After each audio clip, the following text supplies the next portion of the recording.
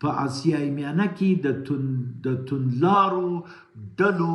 دخول و اسیای میانه ته او په اسیای میانه کې تشدد خلقون، اسلامي روحیات تقویه کول او د روسانو قلمرو ته خطر پیښول، ابدا روسان دا شی نه غواړي. د یوې خوا څخه د طالبانو سره ډېر نږدېوالی ښکاره کوي چې موږ تاسو ته ډېر نږدې یو، خو د بلې خوا څخه بیره لري چې طالبان به سږکال د خپلو سرحداتو څخه د دوی و قلمرو ته ځینې توندروه ډلې داخلي کړي او د روسیې د اقمارو او د قلمرو امنیت ته په خطر کې واچوي، چې دا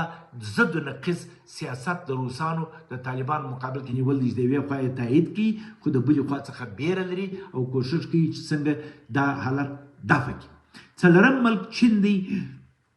چین دوه مشکله لري. د یوې خوا څخه د افغانستان په معادنو او تجارتي مسایلو کې سخت علاقه لري، کوشش کوي چې دا د خپل کنټرول لاندې وساتي او خپل په لاس کې وساتي، خو د بلې خوا څخه د ایغوري مخالفینو چې په چین کې یو ډېره ترټل سوې اسلامي ډله ده، د هغوی د ظهور څخه په خپل همسایتوب کې د افغانستان سخته بیره لري، کوشش کوي چې طالبان خوشحاله وساتي او طالبان مجبور کړي چې دغه ایغوریانو په مقابل کې ودرېږي او د چین څخه مخنیوی وکړي. پس همدغه دلایل دي په مجموع کې چې همسایګان د یوې خوا څخه طالبان سپورټوي خو د بلې خوا څخه بیره او وهم جل لري، او په نهایت کې داسې ویل کېږي چې دغه همسایګان به تقریبا ټول د طالب په خلاف ودرېږي. مننه.